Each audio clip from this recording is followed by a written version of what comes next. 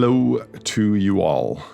I'm an analyst and a teacher and recently a podcaster, but I'm also a brother, a son, a partner, a friend, a human.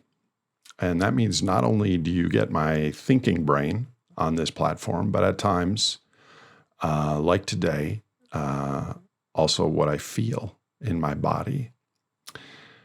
Things in Iran and the Middle East, every little aspect of that, I could talk for 20 minutes about the second, third, and nth order effects of what's ahead.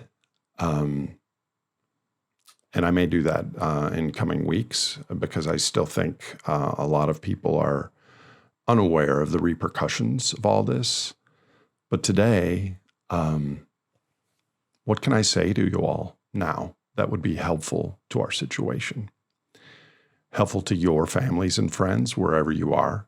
Again, only 40% of our viewers are in the USA. Helpful to the web of life. Helpful to the future. I don't know. Because we are, as I've said before, in a predicament, not a problem. A problem has solutions, and a predicament merely has pathways that are better, even if only slightly better, than other pathways. And I think the default pathway right now is pretty dark. And even if there is a ceasefire in coming days, which I dearly hope, the pig in the python, that is the impact of the missing atoms and jewels in the global supply chain, is coming. It's ahead of us. And it affects way more than Israel and the USA, who initiated this situation. The USA may be mostly energy independent, though the oil situation is incredibly muddy, and we actually still are an overall net oil importer, especially California, which is an energy island, and unless things change rapidly, is going to be facing $10 gas this summer, because they don't have incoming pipelines, and a lot of their refined products come from South Korea, Asia. But the global picture is starkly different for this situation than the United States. 3/4 of the world population lives in countries that are net imports of fossil fuels. There are over 50 countries that import over half of their energy as fossil fuels. And 1/5 of global GDP comes from countries where fossil fuel imports provide over 2/3 of their energy. Countries like Germany and Japan and Italy. I think Japan gets almost 3/4 of its oil through the Strait of Hormuz. As I've said before, we are at a species level transition. And if we somehow step up, it could be a species level rite of passage. And the more than human predicament is also more than a USA predicament. Just take some time to look at already the impacts this is having. The Philippines just declared national emergency to conserve fuel. Bangladesh, and I believe Thailand, shut all public and private universities to reduce electricity and fuel consumption. Other countries in Asia, like Thailand, are ordering government and civil servants to take the stairs instead of elevators to conserve electricity. South Korea is advising their population to take shorter showers and to charge their phones during the day to conserve electricity. And many African countries have begun rationing fuel. So the second order effects of this war are now already being felt 3 weeks on. And I can only imagine the third and fourth and nth order effects are going to change our world, not for a few weeks, but likely forever, because we're not going back to January 2026.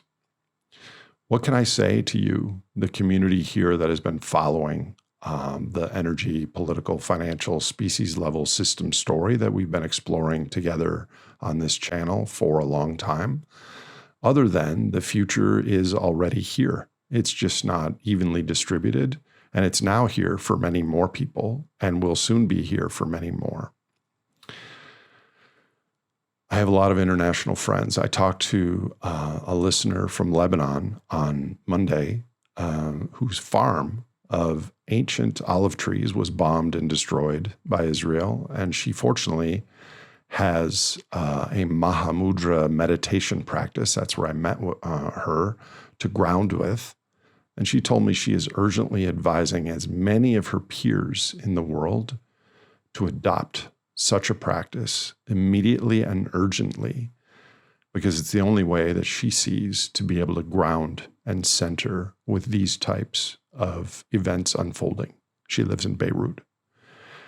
I talked to a viewer last night from Bali in Indonesia who lives overlooking the rice fields and is so grateful for the community he lives in with Indonesian locals and old men sitting on their porches and no one following the news, but they work on simple things and telling stories and sharing wisdom with younger people. And similar stories that I've heard in the last week or two. And these stories are in sharp contrast to some of my American friends or gaming the next market moves or watching the college basketball tournament brackets. And though many do think the war is terrible and a bad idea, for many living in the US, it's still a little bit like a distant video game and not something yet that acutely touches their lives. My Wall Street friends still have a few of those, still naively believe that the financial markets dictate, steer our reality. I think that is historically and in the very short run, something like 90% true. George Soros called this the reflexivity property of the markets. But as the atoms and joules and handshakes in the world recede and reassemble, that correlation between finance and reality doesn't just shrink, it probably reverses and is a negative correlation. The biophysical phase shift, I've referred to it in the past. And the USA and the petrodollar sit atop this global biophysical pyramid. This war is going to touch all of our lives. We are not only energy blind, we are, many of us, consumption blind. We don't emotionally feel that the average American consumes over 150 times the physical goods and service as the average human did 2 centuries ago. We take it for granted. We've taken peace for granted. We've taken the international respect of our nation for granted. We've taken the 6-continent just-in-time supply chain for granted. We've taken the ecological function of the Holocene for granted. We have, many of us, taken it all for granted. So I didn't have time to do a well-choreographed, thought-out, frankly, and I don't know what to say to you on the eve of what may be a new escalation in this war, or on the eve of meaningful steps towards peace. There's certainly nothing I could say to you that would be both honest and also make you feel better, other than maybe that you are not alone. We are not alone. And there are many humans in many countries around the world that are waking up to our systemic situation and want to contribute to better futures than the default. And that's the work. And it's Herculean and Sisyphean and other Greek or non-Greek labels. I don't know which. But this channel exists as a sandbox to explore and understand our situations and pathways forward. And there is a lot of work to do. And in the same way that I was happy in quotes, that the Epstein files were released, or at least part of them, it wakes us up to what's actually happening, and this war and the effects downstream from it are waking more people up to what is happening, and it changes the potential of a different, it's going to sound woo, consciousness coupled with a biophysical awareness. And it may be changing the initial conditions of the future. Well, it definitely is, but it may be changing them in positive ways that we don't yet understand. I dearly hope that there is a de-escalation coming, because not only will that reduce suffering and hardship around the world, but because we need more time to prepare for the physical, mental, and I dare say spiritual changes that are going to be needed. Last week, I presented a draft framework for response, and I've already updated it quite a bit, and we'll be sharing more about that in the near future. I think time is now perhaps our most valuable asset. So take some time this weekend to think about your own time and how you are using it and how you would like to be using it. We are all alive at this simultaneously wondrous and perilous time on planet Earth.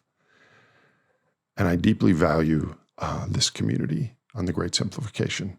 More soon. Hope you're all well.